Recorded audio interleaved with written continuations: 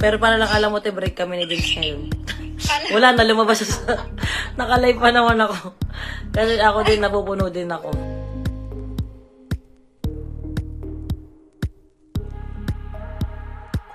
Mainit na pinag-uusapan ngayon ang Facebook Live ng social media personality na si Tony Fowler. Ito nga ay matapos sabihin ni Tony Fowler na break na sila ngayon ng kanyang partner na si Vince Flores. Narito at panoorin natin ang naturang Facebook Live ni Tony Fowler. Naalala ko nga po si Tito Vince sa partner kasi sobrang bait. Alam mo yung, di ba may times po kayo na parang padrip kayo sa kanya. Kung ano na lumalabas sa bibig mo. Ganon din ako sa kanya pero ang patience ko sa akin. Pero para lang alam mo, te, break kami ni James ngayon. Wala na, lumabas siya sa...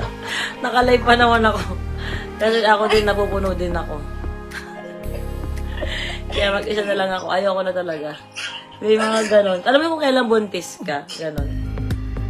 Pero ano, may mga kanya-kanya tayong battle sa buhay. Te. Sana makaya mo yung iyo. Samantala, matapos ang naging live ni Tony ay agad itong nag-post sa mga social media na para bang pinaparinggan si Vince.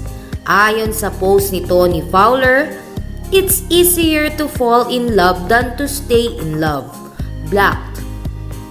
Kasunod pa nito ang isa pang post ni Tony Fowler sa Instagram. "Kinaya ko nung una, na-practice ko na, so kayang-kaya ko sa pangalawa. Back to single mom." Dahil naman sa mga post na ito ni Tony Fowler ay nalungkot ang kanilang mga taga-subaybay. Anila na sana ay isa lamang prank ang mga ipinapahiwatig ni Tony Fowler sa social media. Dahil sayang naman umano kung mabubuwag ang Toro family na kanilang minahal at sinubaybayan. Sa kabilang banda, wala pang tugon si Tito Vince sa mga post at sinabi ni Tony Fowler ngayon sa social media.